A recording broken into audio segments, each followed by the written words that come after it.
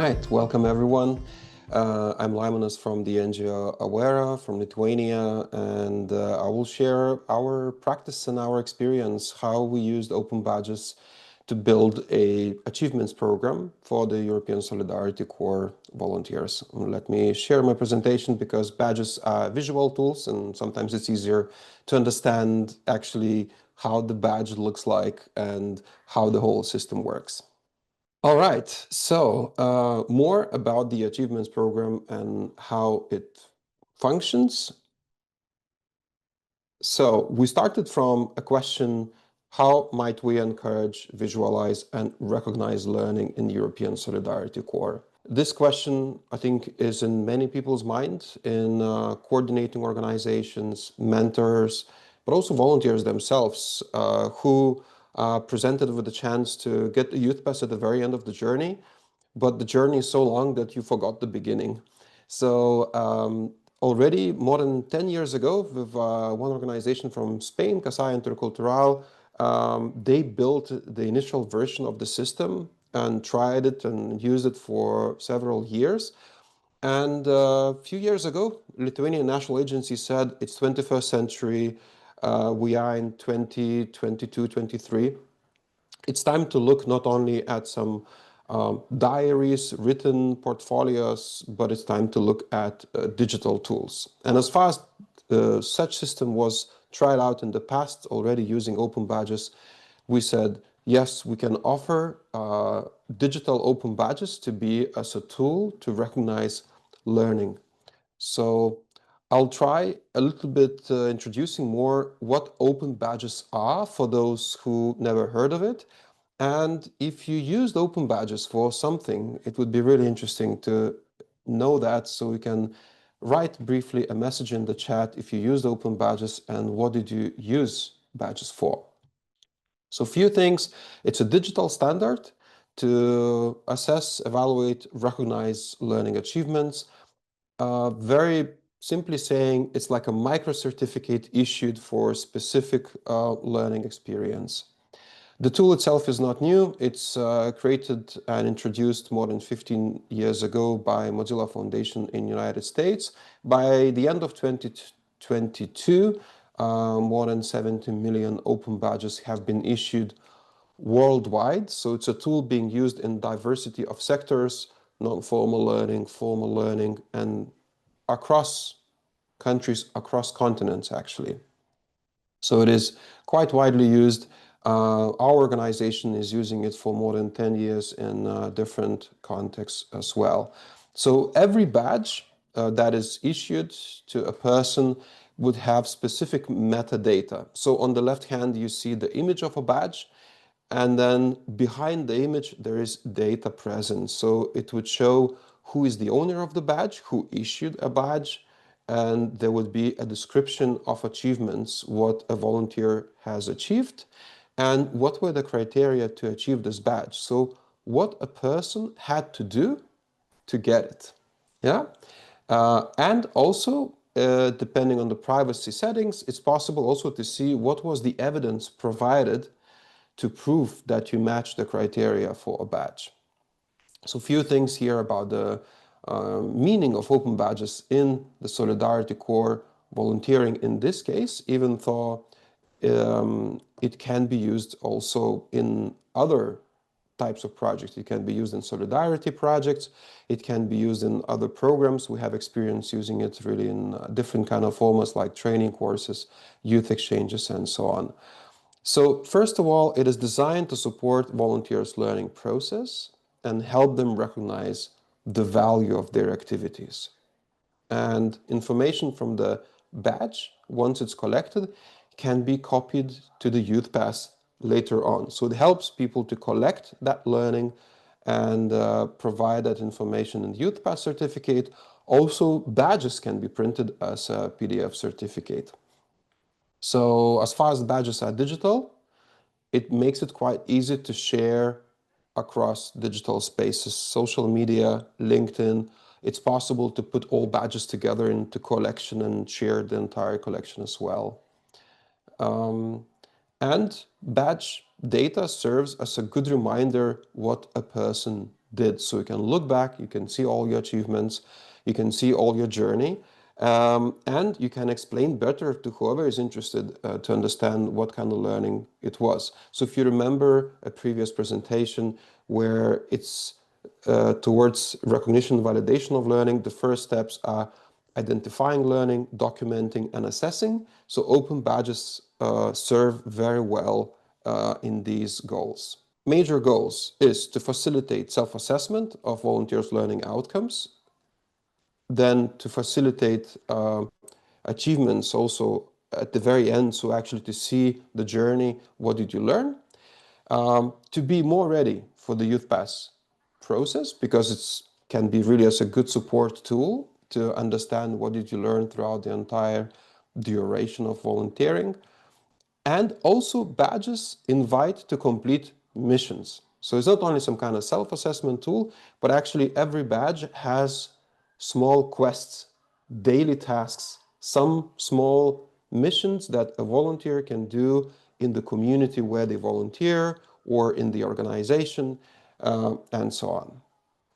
And it can also very well serve for mentors and volunteers to structure the conversation.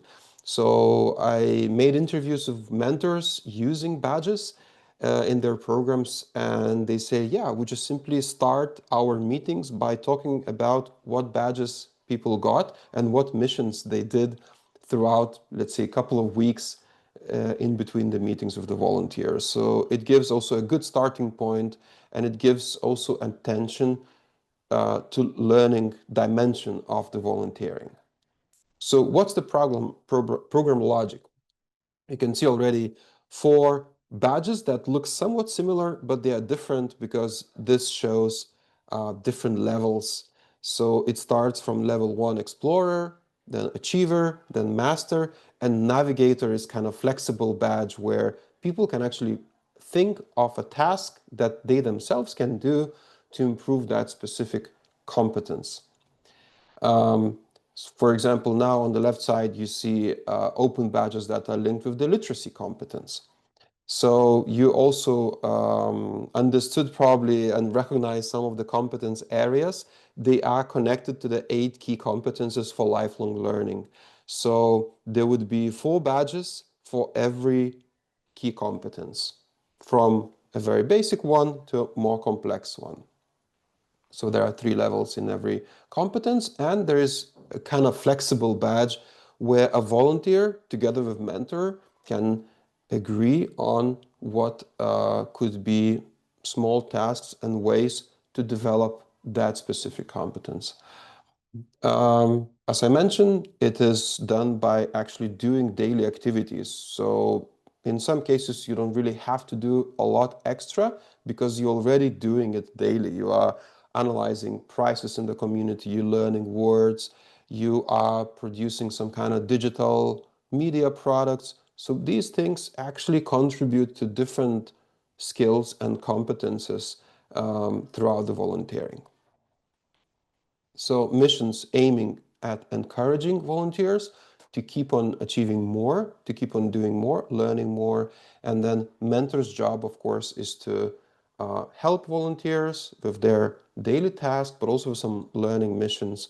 And once the volunteer submits an evidence, a proof of the accomplishment, mentor can see how volunteers are doing, what things they accomplished, and then mentor can approve that kind of evidence, and that unlocks a badge. So it's both for mentor and for the volunteer to see on both sides what volunteer is learning. Yeah, I'm not going to go into all tiny details here, but just the whole logic that first level is the most simple, so you can easily get it by accomplishing 1 task out of 2. Second level, it's 2 tasks out of 3. Third level, you guessed it, it's 3 out of 4.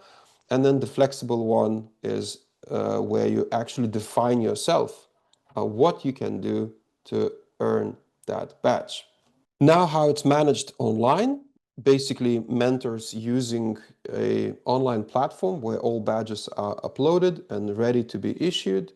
And the volunteers, they can also use a website, but they can also use an app So basically, in the app, the volunteer can see what kind of badges they've got, how many badges they have, and how many badges they can still earn. So by using phone, they can make photos, videos, add text, attach files, and then show evidence how they are accomplishing some missions related to volunteering and to learning in these areas. Yeah.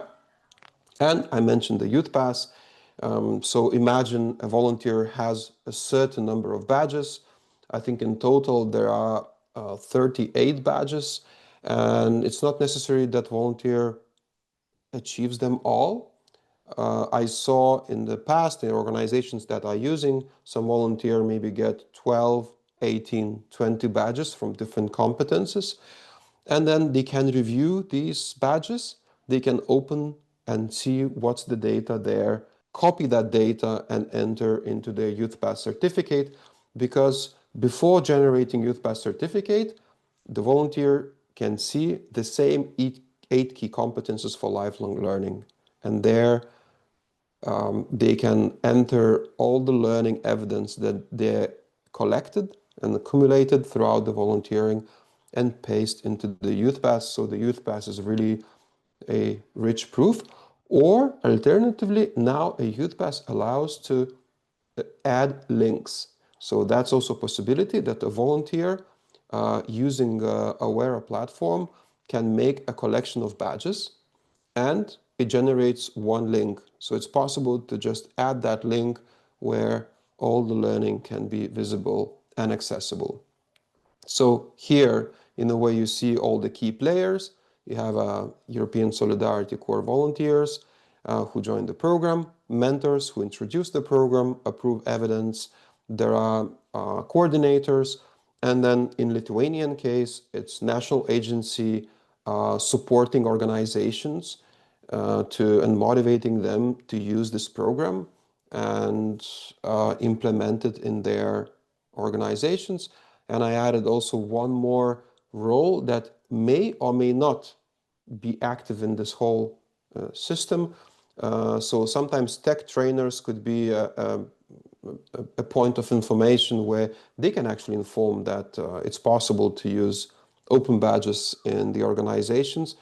But first of all, it's the organization's decision whether they want to use this tool or any other tool to support learning and Youth Pass, because it's again a free choice, like Gabriela mentioned.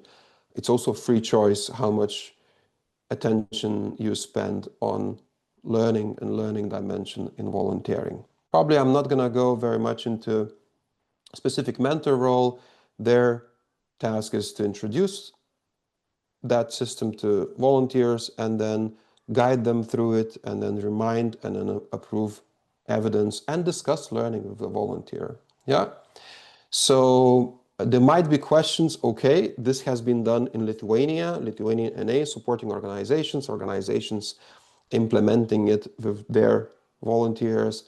But I checked with national agency. They are super open that this badge system can be used also by other organizations which are hosting volunteers or they are coordinating organizations. So they have mentors and then volunteers have their volunteering placements everywhere in the community. So it's often coordinating organization that implements that program. So if you're interested, write us an email by info@awero.org that you are interested. You can explain a little bit, what do you do, how many volunteers you have, and what's your interest, and then we can help you to launch your program.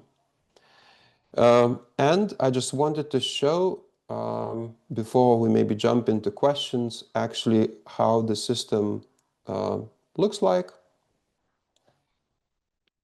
So here how it is. So you can see 38 badges. There are some kind of onboarding badges at the beginning.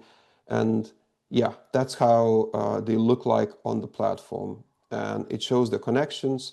So to get second level badge, you need to unlock the first level. And to get the third level, you need to unlock the second level. And missions, as I mentioned, very simple daily missions. So for example, How you can start learning words? Well, go to your fridge, list all the products you have there in your local language. Or maybe think of any other task, how you can learn 20 new words. More complex? Locate some interesting spot where you want to go and try to use local language to ask for a way, yeah? Or pick a song or video of local music. Translate words to your language and try to learn few words from the local songs, yeah? So these are different missions that can nicely integrate with daily life of a volunteer. So it invites to learn more and maybe a bit faster. And also it's a support both for the volunteer and mentor as well. So these are a few things that I wanted to share with you.